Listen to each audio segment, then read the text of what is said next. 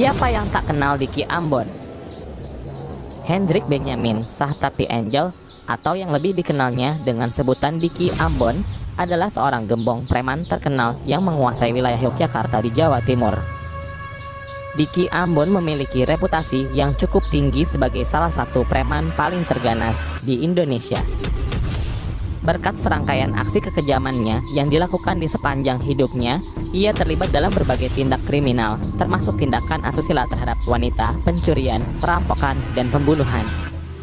Dari semua tindak kriminal yang pernah dilakukannya, yang paling menonjol adalah kasus pengeroyokan terhadap seorang prajurit TNI.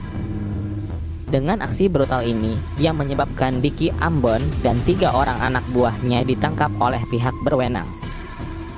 Namun, nasib tragis menantinya di balik jeruji besi. Dalam sebuah keterangan berdarah di dalam selnya, Diki Ambon telah menemui ajalnya dan menutup lembaran hidupnya yang penuh dengan kekerasan yang sangat tragis. Hendrik Benjamin Angel Sahtapi, yang biasa disapa dengan sebutan nama Diki atau Deki, pernah ditahan oleh Polresta Yogyakarta dalam beberapa kasus yang serius. Di tahun 2002, Diki terlibat dalam kasus pembunuhan mahasiswa Papua, dan pada tahun 2007, ia juga terlibat dalam kasus pemerkosaan. Pada 19 Agustus 2007, Diki Ambon bersama rekannya, Victor Endon alias Ito, merencanakan aksi jahatnya dengan memperdaya seorang wanita di Yogyakarta. Mereka mengendarai mobil milik pacar korban dan mendatangi pondokan tempat korban tinggal di Seturan. Diki berpura-pura sebagai utusan pacar korban. Mereka meyakinkan korban bahwa pacarnya sedang menunggu di kafe terdekat. Tanpa curiga, kemudian korban mengikuti mereka, yang kemudian berujung pada pemerkosaan yang mereka lakukan dengan tipuan liciknya tersebut. Setelah korban masuk mobil, Diki kemudian mempercepat lajunya menuju jalanan yang gelap dan terpencil. Ketika korban mulai curiga dan bertanya, Diki menjawab dengan kasar dan mengancam. Dan akhirnya, ia menghentikan mobil di tempat yang sepi dan tanpa memberi kesempatan korban untuk melarikan diri. Diki menunjukkan sifat bengisnya. Korban hanya bisa menangis dan memohon. Namun Diki, tanpa belas kasihan, ia terus melancarkan aksi kejamnya. Dalam ketakutan yang sangat mendalam, korban berusaha mencoba untuk melawan. Namun, kekuatannya tak sebanding dengan Diki yang lebih besar dan brutal. Tanpa ampun, Diki terus menelanjangi korban secara paksa di dalam mobil dan mengabaikan isakan dan permohonan ampun yang tak henti-hentinya. Di dalam ruang sempit itu, malam yang seharusnya damai kini berubah menjadi neraka saat Diki melakukan aksi kejamnya yang menghancurkan kehormatan dan martabat korban dalam sekejap. Wanita itu tak berdaya saat Diki merudal paksa dengan brutal. Malam itu berubah menjadi mimpi yang sangat buruk dalam hidupnya. Suara isakan dan jeritan kesakitan korban hanya tenggelam dalam kesunyian malam. Tak ada satu orang pun yang mendengar dan tak ada yang datang menolong. Setelah puas melampiaskan nafsunya yang keji, kemudian Diki membawa korban yang sudah tak berdaya itu ke asramanya. Kengerian pun berlanjut. Kali ini, Diki tidak sendirian. Ito, yang sejak awal ikut dalam skenario jahat ini, turut serta dalam tindakan biadab tersebut. Keduanya pun bersama-sama dan bergilir memperkosa wanita itu lagi. Dan mengulang kembali mimpi buruk yang tak ada habisnya bagi wanita ini malang ini. Korban mengalami penderitaan fisik dan mental akibat kekerasan brutal Diki. Setelah malam penuh siksaan, keesokan harinya itu mengantar korban tersebut pulang dengan sepeda motornya. Seolah tak ada yang terjadi. Namun, luka fisik dan emosional yang dialaminya akan terus menghantuinya di sepanjang hidupnya. Setelah mengalami malam yang penuh kekejaman, kemudian korban melaporkan pemerkosaan yang dilakukan oleh Diki Ambon dan Ito ke polisi. Mereka menyadari bahwa mereka sedang diburu, kemudian Diki dan Ito melarikan diri ke Kupang. Polresta Yogyakarta segera menetapkan keduanya sebagai buronan dan memasukkan nama mereka dalam daftar pencarian orang. Berkat bantuan Polda NTT, kedua penjahat itu akhirnya berhasil ditangkap dan mengakhiri pelarian mereka dan membawa mereka kembali untuk menghadapi hukum. Saat ditangkap, Diki Ambon baru saja bebas bersyarat dengan sisa masa tahanan selama 2,5 tahun akibat pembunuhan yang terjadi di Jalan Solo pada tahun 2002. Penangkapannya menambah catatan kriminalnya yang mengerikan dan mengokohkan reputasinya sebagai orang yang sangat berbahaya. Atas kasus pemerkosaan ini, Diki Ambon divonis 3,5 tahun penjara oleh Pengadilan Negeri Yogyakarta. Nama Diki Ambon muncul setelah kota Yogyakarta melarang tempat hiburan malam pada tahun 2011. Akibat pelarangan tersebut, banyak kafe yang menjual minuman beralkohol bermunculan di Kabupaten Sleman, khususnya di kawasan Melati Sleman, Desa Sinduadi, sepanjang Jalan Magelang, dan kawasan Depok. Diki dan kelompoknya semakin populer di kawasan Sleman dan mulai menguasai beberapa toko dan pedagang di kota tersebut. Dengan kehadirannya kerap menimbulkan kegaduhan, mereka kerap melibatkan kelompok dalam konflik, terutama bagi pelajar asal Indonesia bagian timur. Nama Diki Ambon semakin tenar berkat dukungan kelompoknya di Jakarta yang terafiliasi dengan ormas besar.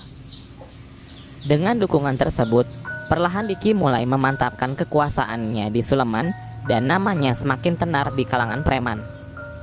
Diki diketahui kerap membuat onar di tempat hiburan malam dan mengukuhkan reputasinya sebagai salah satu preman yang paling ditakuti di wilayah tersebut. Masuknya Diki Ambon ke dalam jaringan kriminal Yogyakarta tidak lepas dari pengaruh kelompok kriminal senior, orang pertama yang menaklukkan pusat kota. Semula Diki bergabung hanya untuk mendapatkan keuntungan dari kekuasaan dan keuntungan yang ada. Kelompoknya tidak mampu menguasai kawasan pusat kota seperti Malioboro, kawasan Tugu, Pasar Kembang, Linharjo, dan titik 0 kilo. Semakin terkonsentrasi di wilayah utara khususnya Sleman yang memiliki banyak pilihan hiburan malam mulai dari Amber Lukmo Plaza. Sebelah timur Simpang 3 Jalan Lingkar Mago, Oharjo menjadi lahan subur yang dikuasai Diki dan kelompoknya. Karena kawasan ini strategis dan menguntungkan, mereka bisa mendapatkan pekerjaan sebagai satpam di Hugo S Cafe. Tak hanya itu, mereka juga berupaya menguasai kawasan sekitar Jalan Magelang yang dipenuhi kafe. Kelompok ini juga sering berkumpul di sekitar Babalsari Luko. Akibatnya, sering terjadi keributan dengan kelompok lain, termasuk pelajar dari Indonesia bagian timur. Penyebab keributan di wilayah ini bermacam-macam, termasuk minuman keras, sengketa tanah, dan masalah penagihan utang. Diki Ambon dan kelompoknya menjadi penyebab utama kekacauan di wilayah tersebut. Hal ini menambah daftar panjang kehebohan dan kekerasan yang menimpa mereka. Sementara itu, kegaduhan dan kekerasan yang berkepanjangan melanda mereka. Bagi warga Yogyakarta, khususnya yang tinggal di sekitar Sleman, serangan Diki CS Group dan Marcel CS Group yang terjadi pada Mei 2012 patut dikenang. Dalam penyerangan tersebut, banyak rumah warga Sleman yang hancur dan rusak parah akibat kebrutalan mereka. Kemudian pada Juli 2012, grup Marcel CS menyerang 2 anggota TNI, yaitu Prakariswanto dan Serma Junaidi dari Denhub Rem 072 PMK. Tindakan ini semakin merusak reputasi geng-geng yang terlibat. Tapi bukan itu saja. Pada bulan Desember 2012, grup Deki CS dan grup Marcel CS kembali membuat onar dengan menyerang kelompok preman lainnya yang bernama Heli Sotong di kawasan Kalangkajen, Kecamatan Mergensan, Yogyakarta.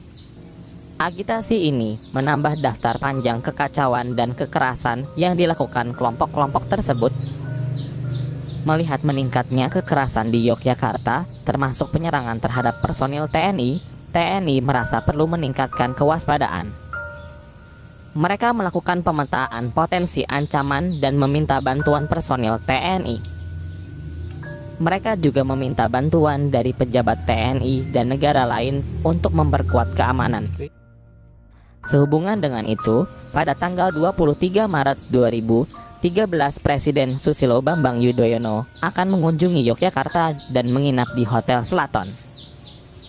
Seperti yang sering terjadi pada protokol kunjungan penting, sebagai tindakan pencegahan, pasukan keamanan melakukan persiapan tambahan termasuk membersihkan daerah rawan.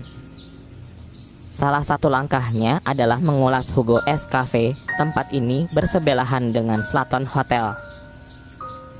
Untuk menjamin keamanan dan mengurangi potensi ancaman selama kunjungan Presiden, Serkahel Santoso, anggota Denintel Kodam IV asal Ponegoro, jelang kunjungan Presiden.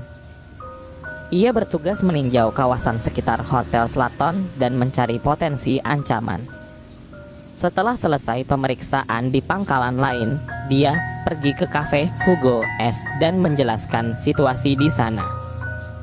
Bersamaan dengan itu, Dedi dan Diki Ambon tiba di kafe Hugo S sekitar pukul 02.30 waktu Indonesia Barat. Diki dan sekitar 10 orang lainnya biasanya datang ke kafe tersebut 3 kali seminggu, namun mereka terkenal tidak membayar tiket masuk atau minuman yang mereka konsumsi. Tak lama setelah mereka tiba, keributan dimulai di luar kafe. Kemudian, tepat setelah menghabiskan minuman mereka, kafe tersebut menjadi kacau balau. Di meja bar, Dedi dan Diki kerap membuat heboh restoran.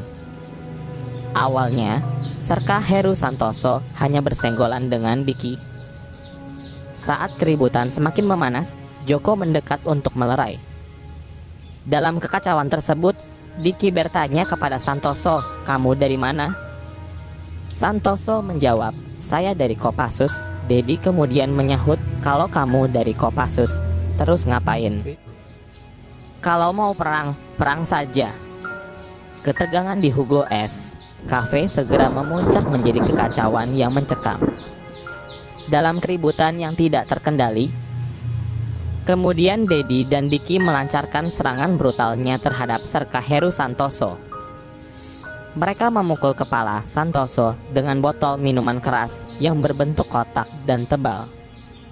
Setiap pukulan mengeluarkan suara memekakan dan mengakibatkan pendarahan yang mengalir deras dari kepala korban. Dengan penuh kebiadaban, Dedi yang memegang badik menusukkan senjata tajamnya ke dada sebelah kiri Santoso, sehingga mata badik menembus daging dan tulang, menciptakan rasa sakit yang tak tertanggungkan. Santoso yang sudah sangat lemah dan tak berdaya terkapar di lantai, merasakan setiap detik siksaan yang mendera tubuhnya. Sementara itu, Dedi dan Diki melanjutkan tindakan brutal mereka tanpa menunjukkan rasa belas kasih. Mereka terus membabi buta menyerang Santoso dengan kebengisan yang mengerikan. Suasana di sekitar semakin mencekam dan penuh kekejaman. Gelas-gelas yang pecah dilemparkan ke arah Santoso, menciptakan hujan kaca yang memecah belah udara. Mereka terus menghajar dan menginjak-injak tubuh Santoso dan mengabaikan jeritan kesakitan yang keluar dari mulut Santoso. Ketika beberapa security berusaha mengangkat korban menuju pintu keluar kafe, Diki dan kelompoknya masih terus melakukan penyerangan. Mereka tidak berhenti memukul, menendang, dan menginjak-injak tubuh Santoso yang sudah terkapar. Bahkan, beberapa dari mereka melempari Santoso dengan gelas-gelas dari meja kafe, semakin menambah penderitaan korban dalam suasana yang penuh kebrutalan dan kekacauan. Kejadian tersebut menciptakan momen yang sangat mengerikan dan mencekam, menggambarkan betapa brutalnya tindakan mereka terhadap Santoso. Setelah Santoso dimasukkan ke dalam taksi untuk dibawa ke rumah sakit, suasana masih dipenuhi ketegangan. Dedi dengan tangan yang masih berlumuran darah berdiri di tengah kekacauan. Dengan penuh kebanggaan dan kesombongan, Dedi berteriak keras, "Saya bangga telah bunuh orang, saya bangga sekali." Dengan suara teriakannya yang menggema di malam yang mencekam, menambah kesan brutal dan mengerikan dari kejadiannya. Sementara itu, dalam kondisi luka parah, Heru Santoso dilarikan ke rumah sakit Bethesda. Namun sayangnya ia tidak selamat meninggal dunia dalam perjalanan. Jenazahnya kemudian diterbangkan ke kampung halamannya di Palembang untuk dimakamkan. Dengan kejadian tragis ini semakin menambah daftar yang panjang dalam kekejaman yang dilakukan oleh kelompok preman tersebut. Setelah penyelidikan dilakukan pada tanggal 21 Maret 2013. 4 pelaku pengeroyokan berhasil ditangkap oleh kepolisian. Sebagian pelaku ditangkap di sebuah asrama di kawasan Lempuyang, Yogyakarta yang sering dijadikan tempat nongkrong kelompok tersebut. Mereka awalnya ditahan di Mapolda DIY sebelum dipindahkan ke Lembaga Pemasyarakatan Cebongan pada Jumat 22 Maret 2013. Karena sel di Mapolda DIY sedang dalam perbaikan. Hendrik Benyamin Angel Sahtapi alias Diki Ambon 31 tahun adalah seorang karyawan swasta yang dikenal sebagai preman. Ia pernah ditangkap Polresta Yogyakarta dalam kasus pembunuhan mahasiswa pada tahun 2002 dan pemerkosaan pada tahun 2007. Adrianus Chandra Galaja alias Dedi 33 tahun. Gamaliel Irnianto Rohiriu alias Adi 29 tahun. Yohanes Juan Manbait alias Juan 38 tahun. Adalah seorang mantan anggota Polresta Yogyakarta yang dipecat akibat terlibat kasus sabu-sabu. Ia divonis hukuman 2,8 tahun dan menjalani perawatan di RS Gerhasia khusus narkoba. Saat mengeroyok, Heru Juan sedang menjalani masa bebas bersyarat. Keempatnya dikendalikan ke tempat pelaku berasal dari Nusa Tenggara Timur dengan rincian 3 orang dari Kupang dan 1 orang dari Flores. Pada 22 Maret 2013 polisi menitipkan keempat tahanan ke Lembaga Pemasyarakatan. Beberapa jam setelah menerima titipan, Kepala Penjara Sukamto meminta bantuan pengamanan kepada polisi dan berencana untuk mengembalikan para tahanan tersebut ke Mapolda DIY. Pada keesokan harinya, setelah kabar mengenai kematian Serka Heru Santoso di Hugo S Cafe pada 19 Maret 2013 menyebar luas. Kesatuan langsung menggelar apel besar-besaran sebagai respons. Apel ini dipimpin oleh Maruli yang merupakan komandan kesatuan. Dalam apel tersebut, Maruli menyampaikan imbauan yang tegas kepada semua anggota untuk tetap berada di markas dan tidak bertindak sembarangan. Apel besar ini diadakan untuk memastikan bahwa semua anggota tetap tenang dan tidak melakukan tindakan sendiri. Kami ingin menegaskan bahwa kasus ini sudah dalam penanganan pihak kepolisian dan kita harus memberi mereka ruang untuk menyelesaikannya. Jelas Maruli. Imbauan ini bertujuan untuk mencegah adanya aksi balasan atau tindakan sepihak yang dapat memperburuk situasi. Saat latihan perang di Gunung Lawu pada 20 hingga 22 Maret 2013, Serda Ucok Tigor Simbolon merasa sangat galau setelah mendengar kabar tentang kematian Serka Heru Santoso yang dibacok oleh preman di Hugo S Cafe. Merasa marah dan tidak bisa menahan emosi, Serda Ucok memutuskan untuk mencari pelaku yang bertanggung jawab atas kematian mantan atasannya itu. Ucok mengajak teman-temannya, Serda Sugeng Sumaryanto dan Koktu Kodik untuk bergabung dalam pencarian tersebut. Awalnya, teman-temannya sempat menolak untuk ikut. Namun, Serda Ucok yang sudah sangat terbakar emosi membentak mereka karena dianggap tidak memiliki jiwa korsa. Tak lama kemudian, kedua teman tersebut akhirnya mengikuti Ucok. Sebelum menuju Hugo S Cafe, mereka terlebih dahulu kembali ke markas grup 2 Kopassus di Kandang Menjangan, Kartosuro untuk mengganti pakaian. Karena saat itu mereka masih setengah dinas. Meski keluar dari tempat latihan tanpa izin komandan, tindakan ini dianggap tidak melanggar perintah resmi karena saat istirahat latihan, anggota diperbolehkan pulang dengan syarat harus kembali ke lokasi latihan keesokan harinya. Mengingat bahwa anggota biasanya pulang latihan sambil membawa senjata, tindakan Ucok dan rekan-rekannya dengan membawa senjata juga dianggap tidak aneh. Saat berada di kantin, Serda Ucok Tigor Simbolon bertemu dengan Sertu Tri Juwanto. Dalam pertemuan tersebut, Ucok mengajak Tri untuk bergabung dalam pencarian pelaku yang telah membunuh Serka Heru Santoso. Ucok juga meminta Tri untuk mengajak teman-teman mereka yang lain untuk turut serta dalam aksi tersebut. Pada hari itu, Jumat 22 Maret 2013, pukul 10 malam, Serda Ucok Tigor Simbolon bersama Serda Ihmawan Suprapto, Sertu Anjar Rahmanto, Sertu Suprapto, Sertu Hermawan Siswoyo, dan Sertu Martinus Roberto memulai perjalanan menuju Yogyakarta. Mereka berangkat dengan menggunakan mobil Avanza dan APV, melintasi malam yang dingin dan mencekam menambah ketegangan dan kebisingan dari mesin kendaraan yang melaju. Sesampainya di Yogyakarta, mereka berputar-putar di kawasan Lempuyangan dan Malioboro mencari jejak kelompok preman yang telah menganiaya rekan mereka. Suasana kota yang biasanya hidup dan ramai kini terasa sepi dan menegangkan di malam hari.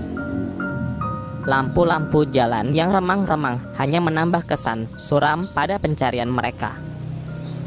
Saat bertanya kepada warga setempat, mereka mendapatkan informasi bahwa Diki dan kelompoknya, pelaku pembunuhan Heru serta penganiayaan Siono, berada di lapas kelas 2B Cebongan, Sleman. Dengan semangat yang semakin membara, mereka melanjutkan perjalanan menuju lapas Cebongan. Ketika sampai di tujuan, Kodik yang memimpin kelompok tersebut segera membagikan senjata kepada rekan-rekannya. Terdapat 3 senjata AK-47, 2 pucuk replika AK-47, dan 1 pistol yang semula disimpan di bagian belakang kendaraan. Suasana sekitar lapas Cebongan terasa mencekam dengan tembok tinggi dan penjagaan yang ketat. Sekitar pukul 12 malam, gerombolan tentara tiba di depan gerbang lapas kelas 2B Cebongan. Para pelaku mengenakan pakaian sipil dengan beragam gaya, termasuk berompi dan bercelana panjang. Beberapa di antaranya memakai celana jeans, sementara sebagian lain mengenakan penutup muka untuk menyembunyikan identitas mereka. Malam itu, penjara hanya dijaga oleh 8 sipir, 2 di antaranya bertugas di meja piket bagian depan. Situasi di sekitar penjara sangat sepi dengan lokasi yang agak jauh dari jalan utama. Penjara tersebut dikelilingi oleh sawah dan kebun, serta hanya terdapat beberapa rumah warga di dekatnya. 2 rumah di depan dan 1 rumah di samping rumah tersebut, terutama yang di bagian depan penjara, masih dalam tahap pembangunan dan belum sepenuhnya selesai. Ketiadaan lampu penerangan di jalan di depan menambah suasana kelam dan mencekam, membuat penjara tersebut semakin sulit terlihat dari kejauhan. Ucok dan kelompoknya mulai merangsek masuk ke area penjara sekitar pukul 00.30. Berdasarkan keterangan saksi di lokasi, saat kejadian terlihat ada 3 truk yang berada di dekat penjara. Namun, tidak bisa dipastikan apakah ketiga truk tersebut terkait dengan penyerangan yang terjadi. Untuk menembus penjagaan penjara, seorang pelaku berpura-pura sebagai aparat kepolisian daerah Yogyakarta yang hendak mengambil tahanan dari dalam penjara. Dia mendekati petugas piket yang berjaga di area depan penjara dan mengaku memiliki tugas khusus. Saksi menjelaskan bahwa di dalam penjara terdapat 2 lapis penjagaan. Lapis luar yang merupakan gerbang pemisah antara area piket penjara dan pekarangan luar, serta lapis dalam yang lebih mendalam di area penjara itu sendiri.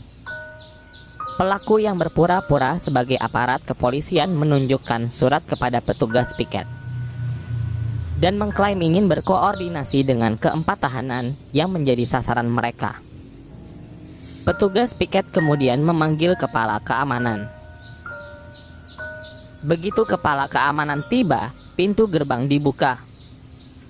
Pada saat itulah belasan pelaku lainnya langsung merangsek masuk. Mereka membawa senjata laras panjang dan menodongkan senjata tersebut ke para penjaga. Sebagian pelaku memasuki area lapis dalam sambil menodong dan menyandera sipir.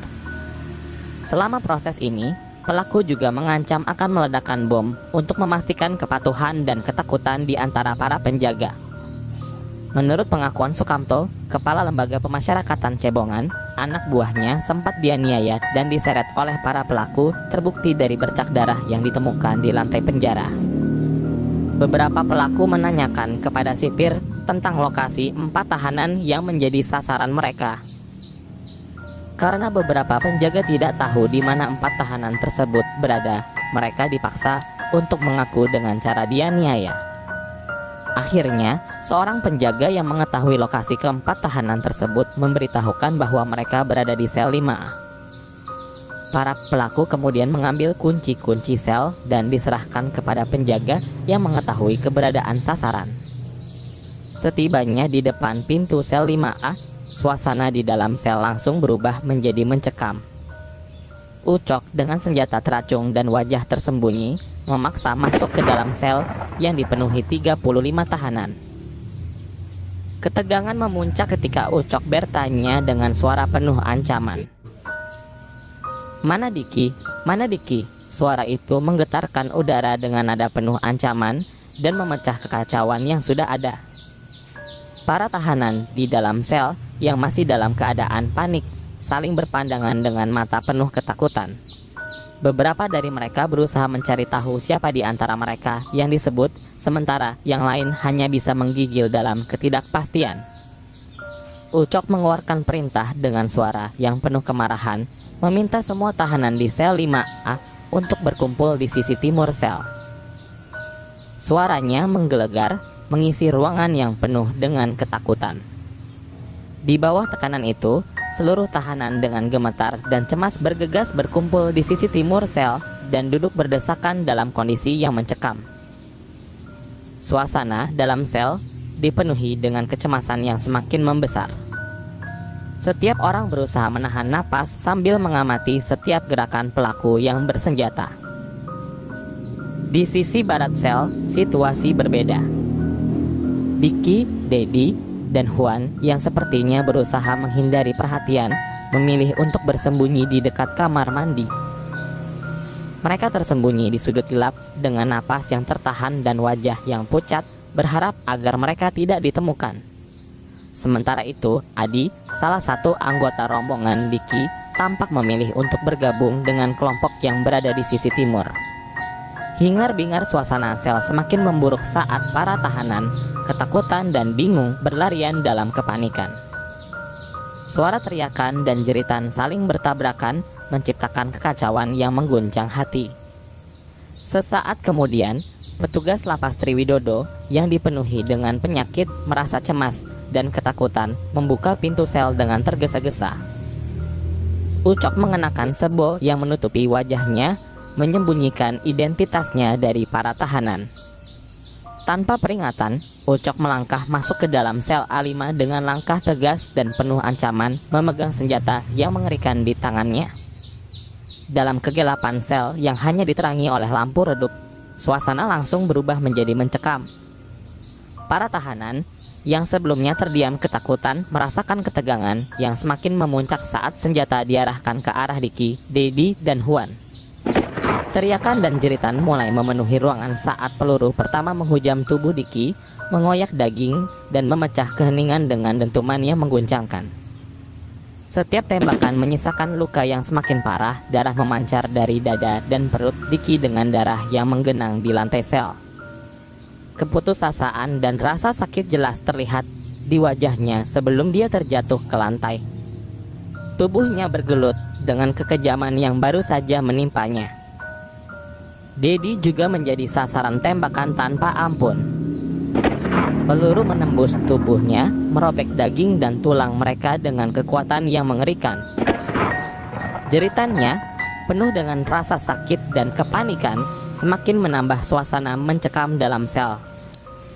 Setiap tembakan menggema dengan suara menakutkan, meninggalkan bekas luka yang mendalam baik secara fisik maupun mental.